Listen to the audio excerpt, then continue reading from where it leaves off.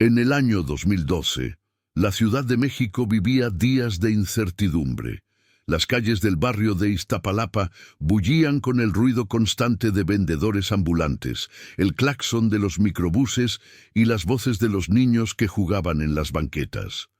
Era un martes 17 de julio, cuando Clara Muñoz, de apenas 11 años, salió de su casa en la colonia Estrella para comprar tortillas en la esquina.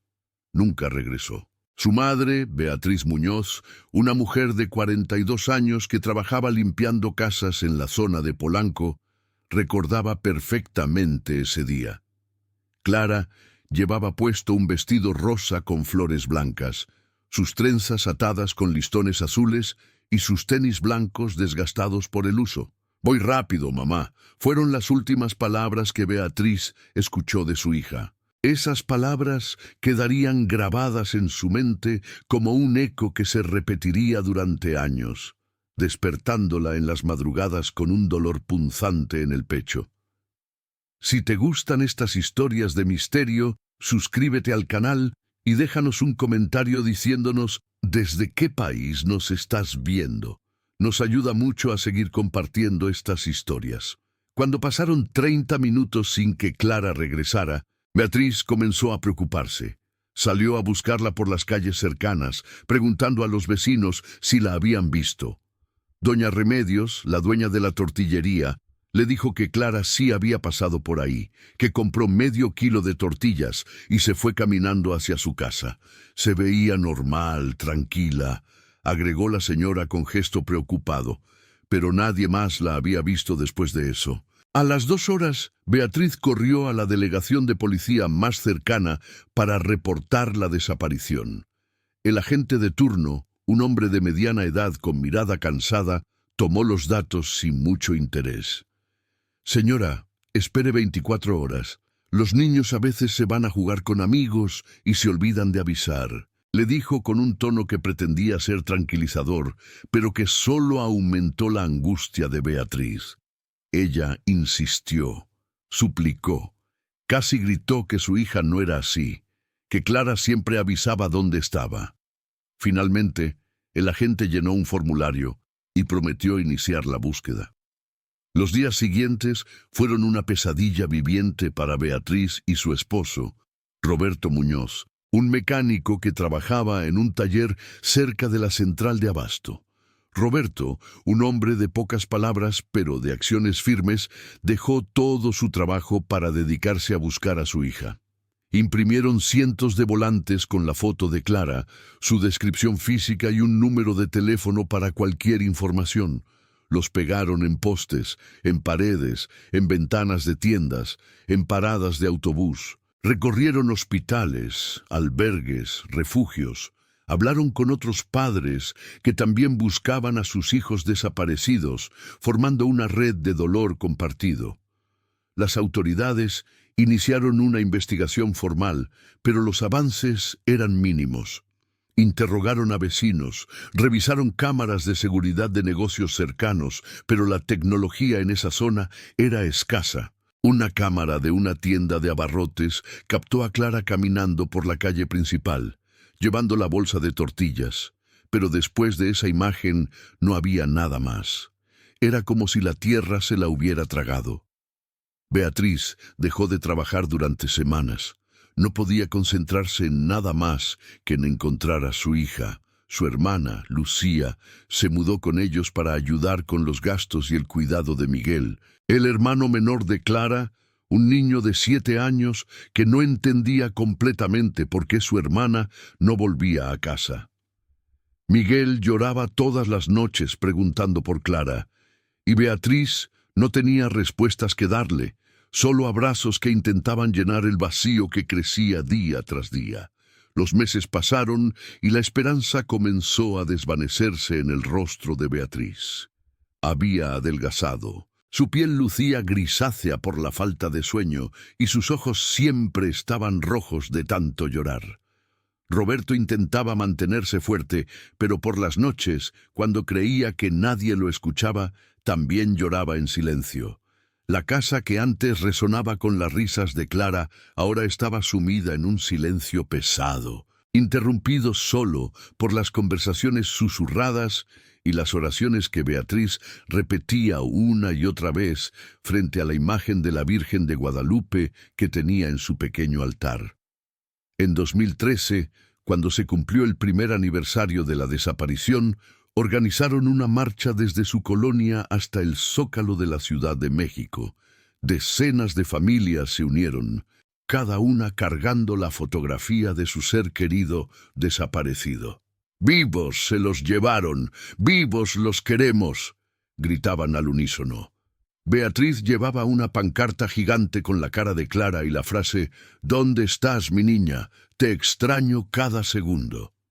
Los medios de comunicación cubrieron la marcha y el caso de Clara salió en algunos noticieros locales, pero la atención mediática duró solo unos días antes de que otras noticias ocuparan los titulares. La investigación policial se estancó. Los detectives asignados al caso tenían decenas de expedientes similares amontonados en sus escritorios. Las pistas se agotaron. Algunas teorías surgieron, que Clara había sido víctima de trata de personas, que alguien la había secuestrado para venderla, que tal vez había sufrido un accidente y su cuerpo nunca fue identificado. Cada teoría era una nueva puñalada en el corazón de Beatriz, pero ella se negaba a aceptar que su hija estuviera muerta. «Yo la siento viva», le decía a Roberto, cada vez que él mencionaba la posibilidad de hacer un funeral simbólico. «Las madres sabemos estas cosas. Clara está en algún lugar y me está esperando». Roberto quería creerle, necesitaba creerle, pero el peso de la incertidumbre era agobiante. Volvió a trabajar en el taller porque necesitaban dinero, pero su rendimiento había disminuido. Cometía errores, olvidaba herramientas, llegaba tarde. Su jefe, don Armando, un hombre comprensivo que también era padre, le daba todas las consideraciones posibles, pero había límites. Roberto agradecía la paciencia, aunque por dentro sentía que estaba fallando en todo, como padre, como esposo, como trabajador. En 2014, conocieron a otros padres en una asociación civil dedicada a buscar personas desaparecidas. Ahí encontraron algo de consuelo, un espacio donde su dolor era comprendido sin necesidad de explicaciones. Participaron en talleres sobre derechos humanos, aprendieron sobre los procedimientos legales, sobre cómo presionar a las autoridades. Beatriz se volvió más fuerte, más decidida. Ya no era solo una madre buscando a su hija. Se había convertido en una activista, en una voz para todos aquellos que habían perdido a alguien en las sombras de la indiferencia institucional. Los años siguientes fueron una mezcla de rutina y desesperación. Beatriz seguía trabajando limpiando casas, pero dedicaba cada momento libre a la búsqueda. Actualizaba la foto de Clara en redes sociales, compartía cada publicación sobre niños encontrados, asistía a foros y conferencias. Roberto mantenía el taller a flote, aunque su corazón ya no estaba completamente en su trabajo. Miguel crecía en medio de esa atmósfera de ausencia, desarrollando una madurez prematura que ningún niño debería tener. A veces preguntaba si Clara volvería para su cumpleaños, y Beatriz siempre respondía: «Claro que sí, hijo, tu hermana va a volver». En 2016, 4 años después de la desaparición, recibieron una llamada de la policía. Habían encontrado restos óseos en un terreno baldío de Ecatepec y necesitaban que proporcionaran muestras de ADN para comparar. Beatriz sintió que el mundo se detenía. Durante días esperaron los resultados, viviendo en un limbo entre la esperanza de que no fuera Clara y el terror de que sí lo fuera. Cuando finalmente llegó la noticia de que los restos no correspondían a su hija, Beatriz no supo si sentirse aliviada o más desesperada. La incertidumbre continuaba, y con ella la agonía de no saber. Para 2018, 6 años después, la foto de Clara estaba descolorida por el sol en los postes donde aún permanecían algunos volantes. Muchos habían sido arrancados o cubiertos por anuncios más recientes. La memoria pública es corta, y el caso de Clara Muñoz se había convertido en una estadística más en los archivos oficiales. Pero para Beatriz, cada día era una batalla contra el olvido. Seguía compartiendo la foto de su hija en redes sociales, seguía acudiendo a manifestaciones, seguía presionando a las autoridades. Fue en enero de 2020 cuando algo extraordinario sucedió. Beatriz estaba en casa, después de un largo día de trabajo, revisando su teléfono antes de dormir. Lucía, su hermana, le había mandado un mensaje. «Mira este video. Hay una chica que se parece a Clara». Con el corazón acelerado, Beatriz abrió el enlace. Era un video que se había vuelto viral en redes sociales, grabado en Lima, Perú. Mostraba a un grupo de jóvenes bailando en una plaza pública, parte de algún evento cultural. Y ahí, en el fondo, durante apenas unos segundos, aparecía una joven de aproximadamente 19 años, con rasgos que hicieron que Beatriz se quedara sin aliento. La chica del video tenía el mismo lunar debajo del ojo izquierdo que Clara, la misma forma de la nariz, la misma manera de sonreír. Beatriz reproducía el video una y otra vez, pausándolo en el momento exacto donde la joven miraba hacia la cámara. «Es ella», susurró con lágrimas rodando por sus mejillas. «Roberto, es nuestra niña». Su esposo tomó el teléfono con manos temblorosas y observó detenidamente. No quería ilusionarse. Habían tenido falsas alarmas antes, pero había algo en esa chica que le resultaba innegablemente familiar. Esa noche no pudieron dormir. Beatriz contactó a varios miembros de la Asociación de Familiares de Desaparecidos, enviándoles el video. Algunos compartían su entusiasmo, otros le pedían cautela. «Beatriz, no te hagas ilusiones. Puede ser solo un parecido», le decía su amiga Marta, quien también buscaba a su hijo desaparecido desde 2010. Pero Beatriz estaba segura. Ese instinto maternal que la había mantenido creyendo durante 8 años le decía que había encontrado a su hija. Al día siguiente, Beatriz acudió a la delegación de policía con el video. El detective que ahora llevaba el caso, un hombre joven llamado Héctor Ramírez, que había mostrado más interés genuino que sus predecesores, analizó el material. «Necesitamos más información sobre dónde y cuándo se grabó esto», dijo mientras tomaba notas. «Si realmente es Clara, tenemos que actuar rápido pero con cuidado. Si fue víctima de trata, podría estar en peligro si nos acercamos incorrectamente». Comenzaron a investigar el origen del video. Descubrieron que había sido subido por un usuario peruano en TikTok, grabado durante un festival folclórico en el distrito de Miraflores, Lima, el 28 de diciembre de 2019. El video tenía millones de reproducciones porque uno de los bailarines había hecho un movimiento particularmente impresionante. Pero para Beatriz, lo único importante era la chica del fondo. Con ayuda de contactos en la asociación civil, lograron comunicarse con autoridades en Perú. El proceso fue lento y burocrático. Tenían que pasar por canales diplomáticos, solicitudes oficiales, permisos especiales. Mientras tanto, Beatriz contactó directamente al usuario que había subido el video. Le explicó su situación, le envió fotos de Clara cuando era niña, le rogó que la ayudara a encontrar a esa joven.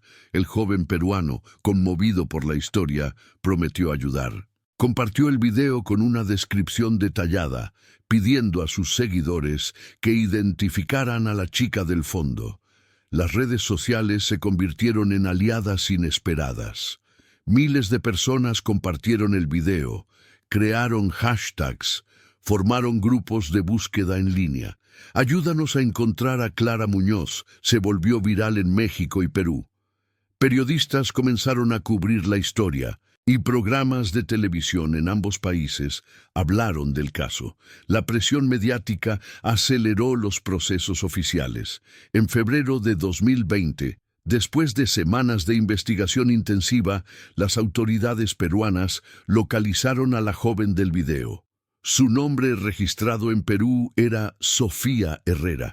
Tenía 19 años y trabajaba como mesera en un restaurante de comida peruana en el distrito de San Isidro. Cuando los agentes se acercaron a ella para hacerle preguntas, la joven se mostró confundida pero cooperativa.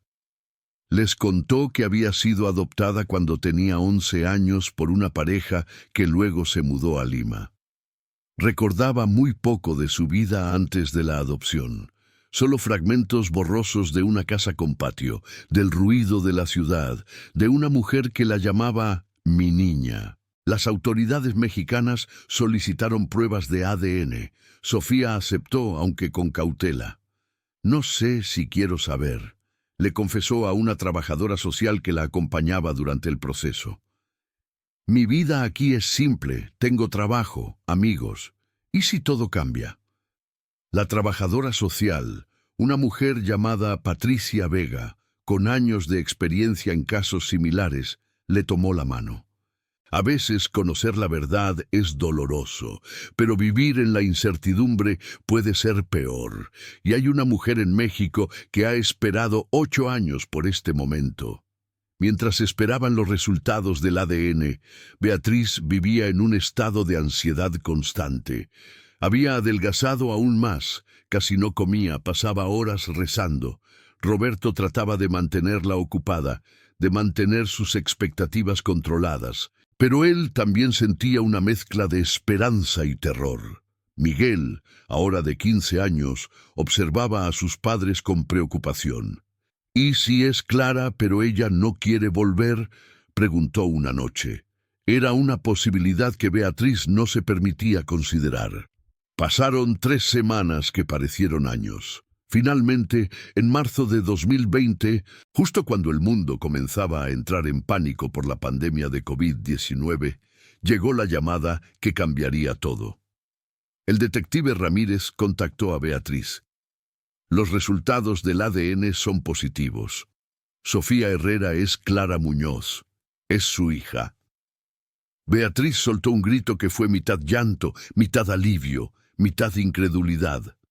Roberto la abrazó mientras ambos lloraban, y Miguel se unió al abrazo familiar, sintiendo una emoción que apenas comprendía pero que llenaba el vacío que había llevado consigo durante la mitad de su vida. El proceso que siguió fue complejo y emocionalmente devastador para todos los involucrados. Las autoridades confirmaron que Clara había sido víctima de una red de trata de personas. El día de su desaparición, mientras caminaba de regreso de la tortillería, fue abordada por una mujer que le pidió ayuda para encontrar un cachorro perdido. Clara, confiada y bondadosa, siguió a la mujer hasta una camioneta donde fue forzada a entrar.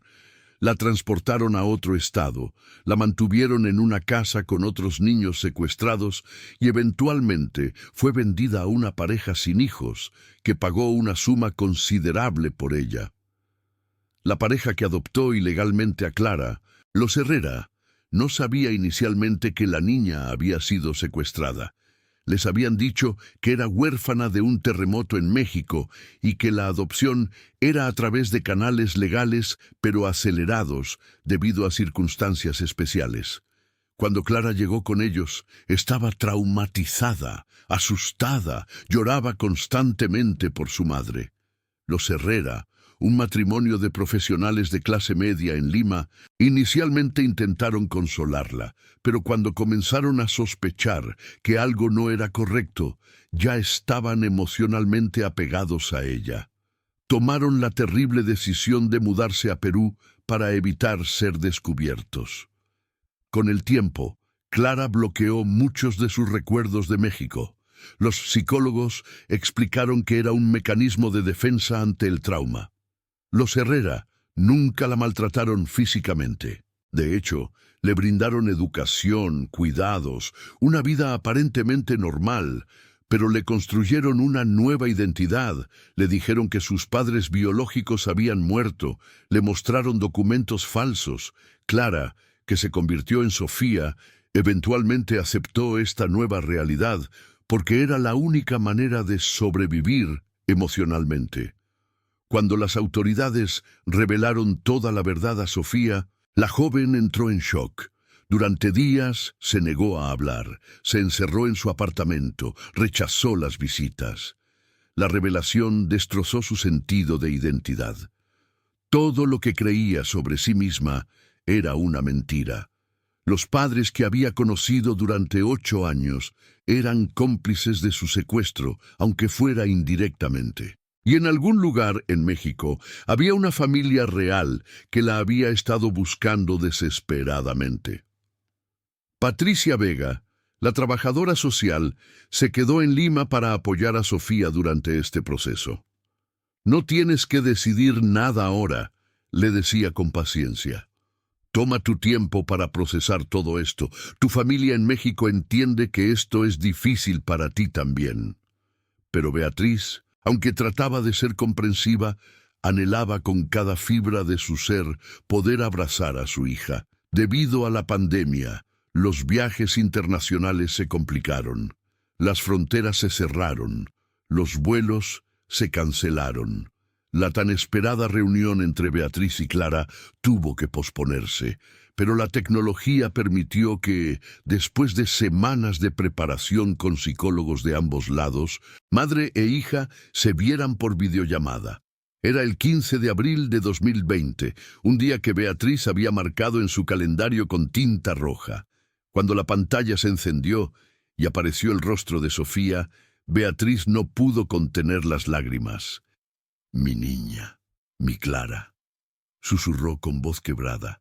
Sofía, visiblemente nerviosa y con los ojos también húmedos, apenas logró decir «Hola». No la llamó mamá.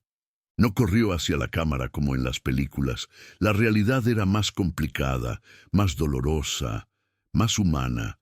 «Siento mucho lo que pasó», dijo Sofía finalmente. «Siento no recordar más de ti, de mi vida antes». Beatriz negó con la cabeza. «No tienes que sentir nada, mi amor. Lo importante es que estás viva, que te encontré, que ahora sabemos la verdad».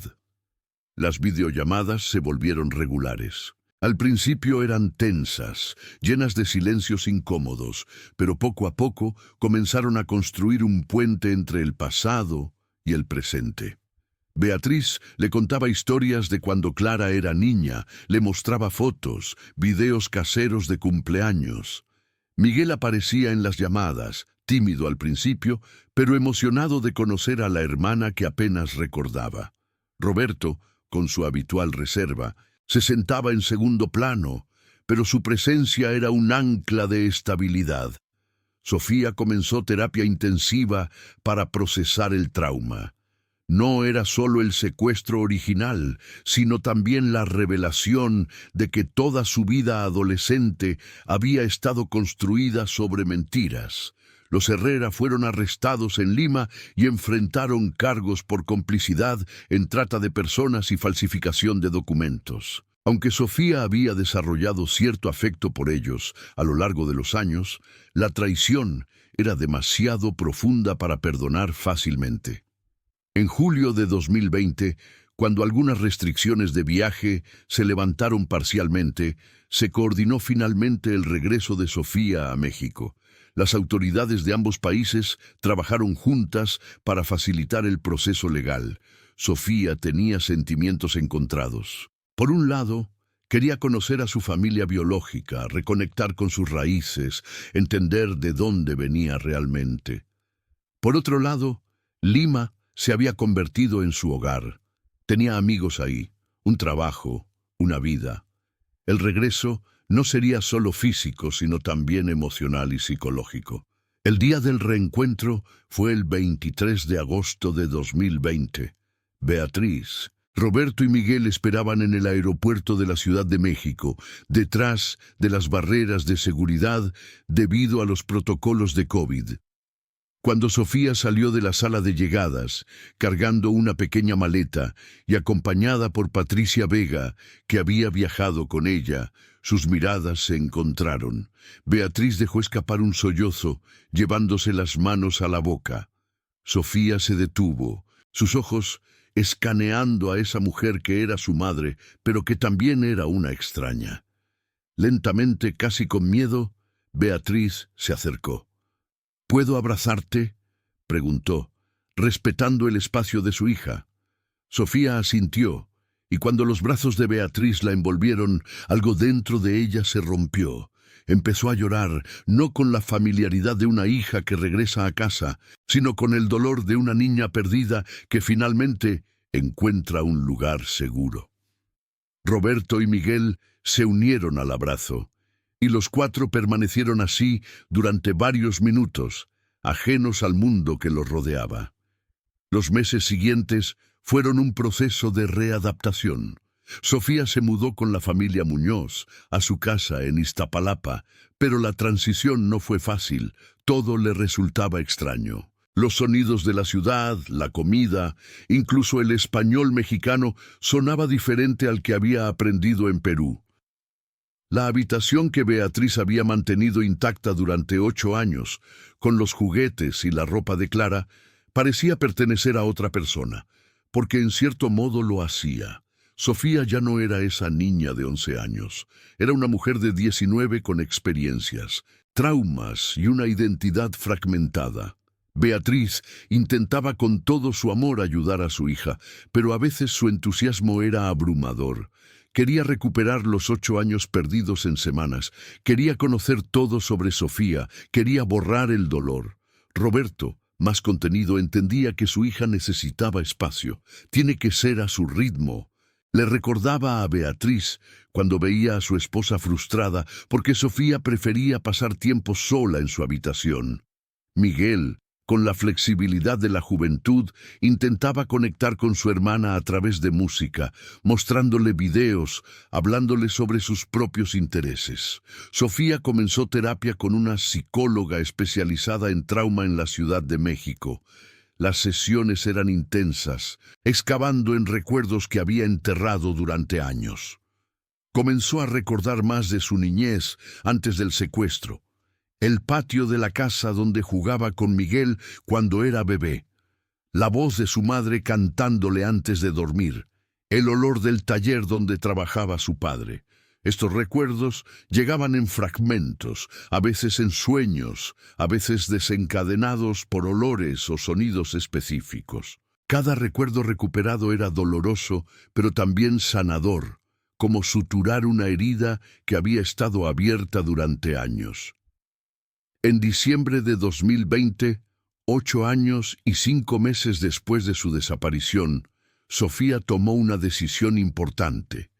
Durante una cena familiar les dijo a sus padres y hermano: «Quiero que me llamen Clara otra vez.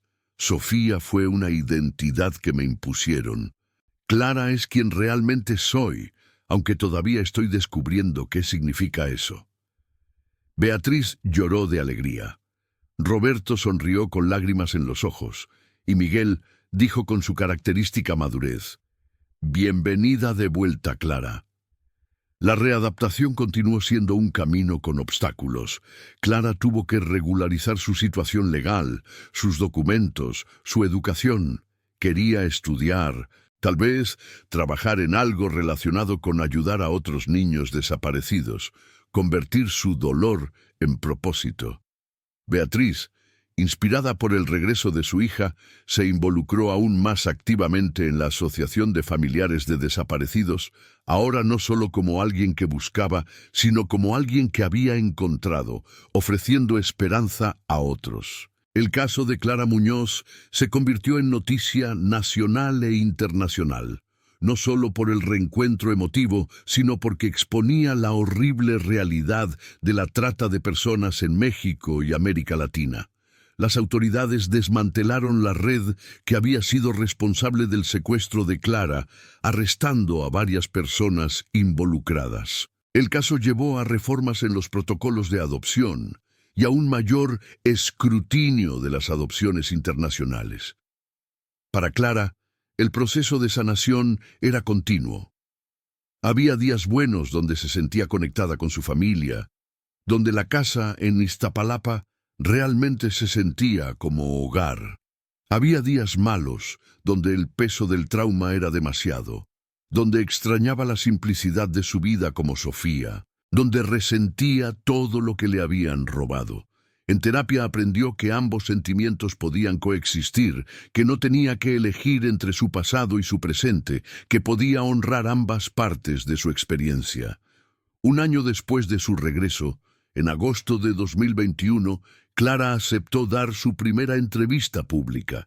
Quería contar su historia con sus propias palabras, no como víctima, sino como sobreviviente. No todo está resuelto, dijo frente a las cámaras con una madurez que reflejaba todo lo que había vivido. Todavía estoy procesando mucho, todavía tengo pesadillas, todavía me cuesta llamar mamá a mi madre sin sentir un nudo en la garganta. Pero cada día es un paso, y quiero que otros niños desaparecidos sepan que hay esperanza, que hay personas buscándolos, que no están olvidados. Beatriz estuvo a su lado durante la entrevista, tomando su mano cuando Clara temblaba al hablar de las partes más difíciles. «Nunca dejé de buscarla», dijo Beatriz cuando le preguntaron qué le diría a otras madres en su situación. «Nunca dejen de buscar.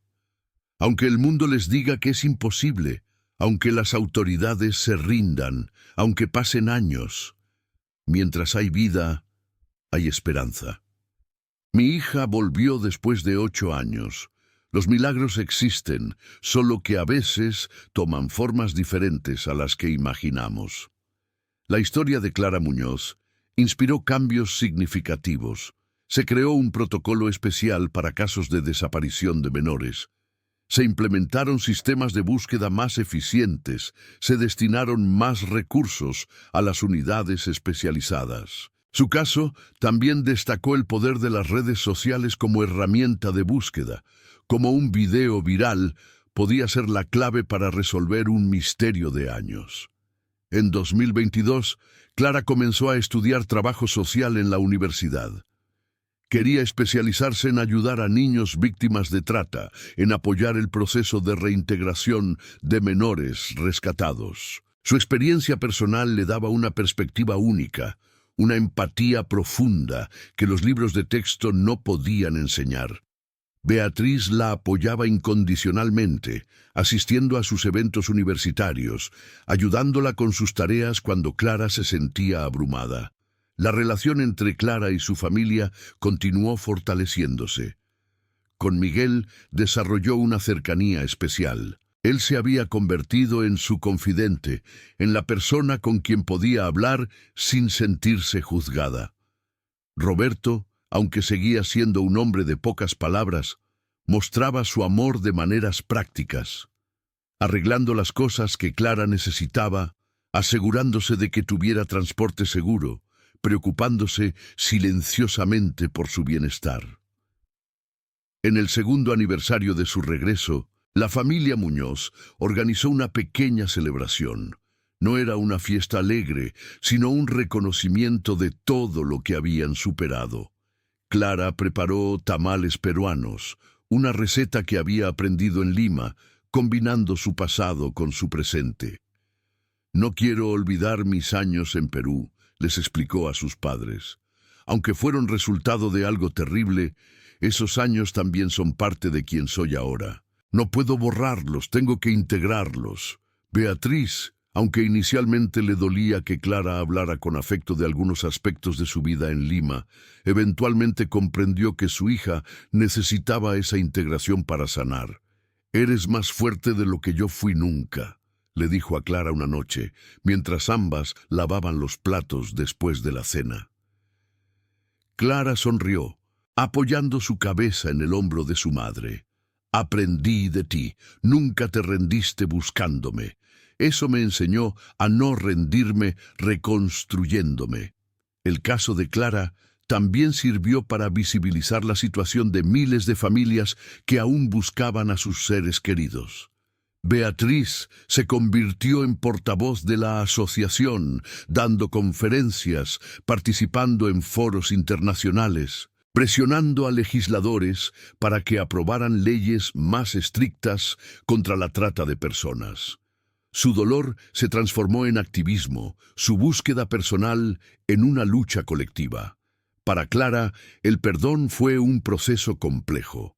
A través de terapia, trabajó en perdonar a los Herrera, no porque lo merecieran, sino porque cargar con ese resentimiento la estaba consumiendo. También trabajó en perdonarse a sí misma por haber olvidado a su familia, por haber aceptado la identidad de Sofía, aunque racionalmente entendía que había sido un mecanismo de supervivencia.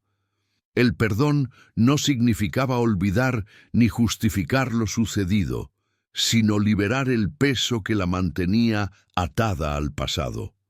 En 2023, 11 años después de su desaparición y 3 años después de su regreso, Clara recibió un reconocimiento de una organización internacional de derechos humanos por su trabajo con víctimas de trata. En su discurso de aceptación, habló sobre la importancia de no ver a los sobrevivientes como víctimas perpetuas, sino como personas con agencia, con historias que contar, con la capacidad de sanar y contribuir. «Fui una niña robada de su familia», dijo con voz firme, «pero ahora soy una mujer que eligió regresar, que eligió sanar, que eligió usar su experiencia para ayudar a otros. No permito que lo que me hicieron defina completamente quién soy». La familia Muñoz seguía teniendo sus desafíos. Había días difíciles, aniversarios que traían recuerdos dolorosos, momentos de tensión, cuando las diferencias culturales entre el México que Clara recordaba de niña y el Perú, donde creció, chocaban.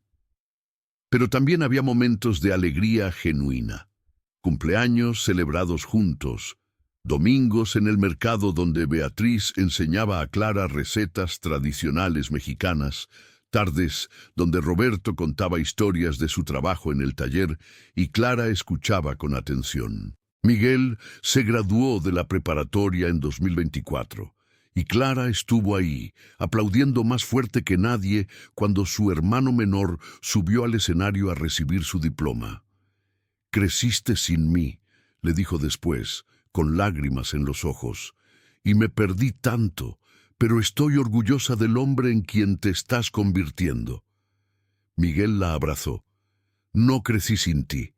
Siempre estuviste presente en nuestra casa, en las historias de mamá, en la esperanza de papá. Nunca te fuiste realmente». En ese mismo año, Clara comenzó a hacer voluntariado en un refugio para niños rescatados de situaciones de trata y explotación. Su presencia ofrecía algo que ningún profesional podía dar, la prueba viviente de que era posible sobrevivir, sanar y reconstruir una vida. Los niños se conectaban con ella de una manera especial, veían en sus ojos a alguien que realmente entendía su dolor, su confusión, su miedo. Beatriz a veces observaba a su hija trabajar con esos niños y sentía una mezcla de orgullo y tristeza. Orgullo por la mujer compasiva en quien se había convertido Clara, y tristeza por todo el dolor que había tenido que soportar para llegar ahí. Pero también sentía gratitud, una gratitud profunda por tener a su hija de vuelta, por poder conocerla como adulta, por tener la oportunidad de construir una relación nueva, diferente a la que hubieran tenido si Clara nunca hubiera desaparecido, pero valiosa y real. El camino de sanación de Clara no terminaba. Probablemente nunca terminaría completamente. Había cicatrices que permanecerían, recuerdos que seguirían siendo dolorosos, partes de su historia que siempre serían difíciles de procesar. Pero también había aprendido que sanar no significa volver a ser quien eras antes del trauma, sino integrar esa experiencia en quien estás convirtiéndote. En 2025, 13 años después de su desaparición, Clara Muñoz visitó por primera vez la tortillería donde había estado por última vez como niña antes de ser secuestrada. Doña Remedios, la dueña, ahora una anciana con el pelo completamente blanco, lloró al verla. «Esa niña en el vestido rosa», susurró, tocando el rostro de Clara con manos temblorosas. Pensé que nunca volvería a verte. Clara abrazó a la anciana. Yo también lo pensé, pero aquí estoy. Esa visita fue un acto de cierre, pero también de apertura. Clara estaba reclamando su historia, pisando los lugares que formaban parte de su pasado, no como víctima, sino como sobreviviente. Caminó por las calles de Iztapalapa, donde había jugado de niña. Visitó la escuela a la que había asistido, saludó a vecinos que la recordaban o que habían escuchado su historia. La casa de la familia Muñoz se había convertido en un lugar de reunión para la Asociación de Familiares de Desaparecidos.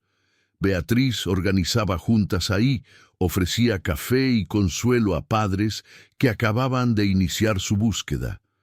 Clara a menudo participaba, compartiendo su historia cuando sentía que podía ayudar a alguien a no perder la esperanza. Roberto, que había permanecido como la fuerza silenciosa de la familia durante todos estos años, finalmente expresó en palabras algo que había llevado dentro durante mucho tiempo. Una noche, mientras él y Clara arreglaban un auto viejo que habían comprado para que ella aprendiera mecánica, le dijo: «Nunca supe cómo protegerte de lo que pasó. Como padre, se suponía que debía mantenerte a salvo». Clara dejó de trabajar y miró a su padre. «No fue tu culpa. Hay maldad en el mundo que no puedes predecir ni prevenir. Pero me protegiste después, mantuviste viva la esperanza, no dejaste que me olvidaran. Eso es lo que importa». La historia de Clara Muñoz se volvió símbolo de esperanza para miles de familias en situaciones similares. No era una historia con final perfecto, donde todo el trauma desaparecía mágicamente, pero era una historia real sobre la resiliencia humana, sobre el poder del amor familiar, sobre la importancia de nunca rendirse. En ocasiones, Clara aún tenía pesadillas. Soñaba que estaba de vuelta en esa camioneta, que la arrancaban de su familia otra vez. Despertaba sudando, con el corazón acelerado, y en esos momentos caminaba al cuarto de sus padres, como lo había hecho cuando era niña con malos sueños. Beatriz la recibía sin preguntas. Simplemente la abrazaba hasta que Clara volvía a dormirse. No había juicio. No había necesidad de explicaciones. Solo amor incondicional. Miguel decidió estudiar Derecho, especializándose en derechos humanos, inspirado directamente por lo que había vivido su familia. «Quiero ser parte de un sistema que funcione mejor», explicó cuando compartió su decisión. «Quiero que las familias que pasen por lo que pasamos nosotros encuentren más apoyo, más recursos, más justicia». Clara lloró de orgullo cuando su hermano anunció sus planes. La relación entre Clara y Beatriz evolucionó con el tiempo. Ya no era la relación tradicional madre-hija que se había interrumpido cuando Clara tenía 11 años. Era algo nuevo, construido desde cero entre dos mujeres adultas que compartían sangre, historia y trauma, pero que también tenían que aprender a conocerse mutuamente. Había momentos de cercanía profunda y momentos de frustración, pero siempre había respeto y esfuerzo por entenderse. En el verano de 2025, Clara tomó la decisión de volver a visitar Lima. No para vivir ahí, sino para confrontar ese capítulo de su vida en sus propios términos. Beatriz, aunque preocupada, entendió que su hija necesitaba hacer ese viaje. Roberto insistió en acompañarla y Clara aceptó. Juntos visitaron los lugares donde Sofía había vivido, donde había trabajado, donde había construido amistades. Clara se reunió con algunos de sus amigos de esos años, explicándoles toda la verdad de su historia. Fue doloroso, pero liberador. Durante ese viaje, Clara también visitó a Patricia Vega, la trabajadora social que había estado con ella durante los momentos más difíciles de la revelación. «Nunca te agradecí adecuadamente», le dijo Clara. «Me ayudaste a no desmoronarme cuando mi mundo se puso de cabeza». Patricia sonrió. «Solo hice mi trabajo, Pero verla ahora, verte tan fuerte, tan resiliente, es la mejor recompensa que podría tener. Al regresar a México, Clara se sintió más completa. Había cerrado círculos, había hecho las paces con las diferentes versiones de sí misma. Ya no había conflicto interno entre Clara y Sofía. Ambas eran partes integrales de quien era ahora. Había aprendido que la identidad no era algo fijo, sino fluido, que podía contener múltiples experiencias y seguir siendo coherente. Para Beatriz, el regreso de Clara después de todos esos años no había sido el final feliz de un cuento de hadas. Había sido el comienzo de un proceso complejo, lleno de desafíos, pero profundamente significativo. Había recuperado a su hija, pero no a la niña de 11 años que había perdido. Había ganado una relación nueva con una mujer fuerte y sobreviviente, y aunque había días donde lloraba por todos los años perdidos, también había días donde celebraba cada momento presente que podían compartir. La familia Muñoz aprendió que sanar no era un destino, sino un camino. Cada día traía nuevos desafíos, pero también nuevas oportunidades para crecer, para conectar, para amar.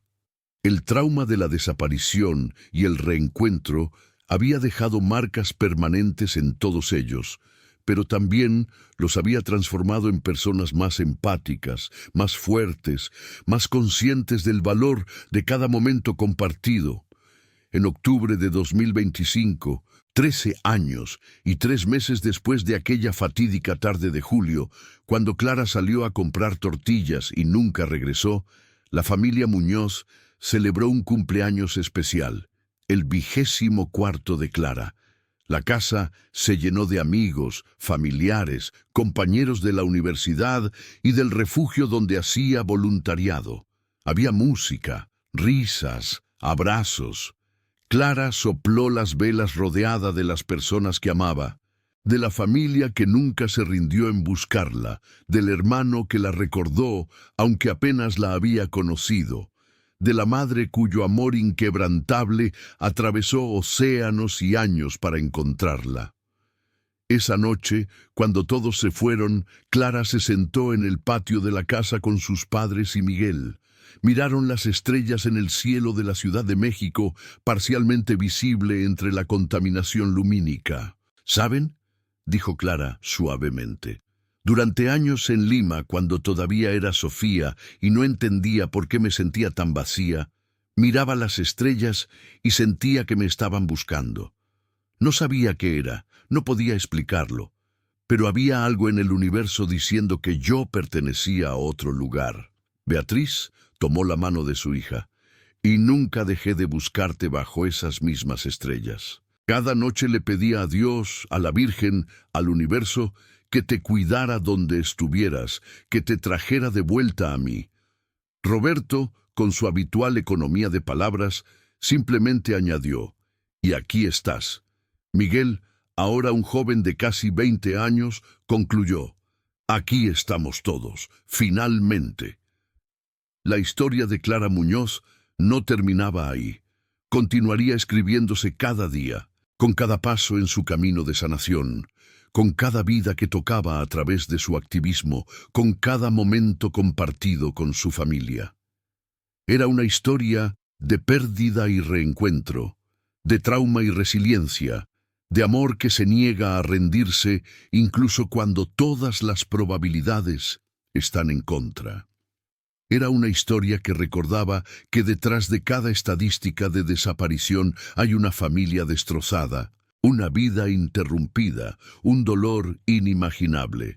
Pero también era una historia que demostraba que incluso en los casos más desesperados, la esperanza no es ingenua, sino necesaria, que buscar sin descanso no es locura, sino amor, que los milagros a veces toman la forma de videos virales y reconocimientos maternales que atraviesan el tiempo y la distancia. Y en esa noche de octubre de 2025, bajo las estrellas que habían sido testigos silenciosos de su separación y reencuentro, la familia Muñoz existía en ese momento perfecto e imperfecto, conscientes de que habían sobrevivido a lo impensable y que contra todo pronóstico estaban juntos otra vez, no sin cicatrices, no sin dolor, pero juntos. Y en ese estar juntos encontraban la fuerza para continuar, para sanar, para vivir cada día con la gratitud de quien ha perdido todo y ha recuperado lo esencial.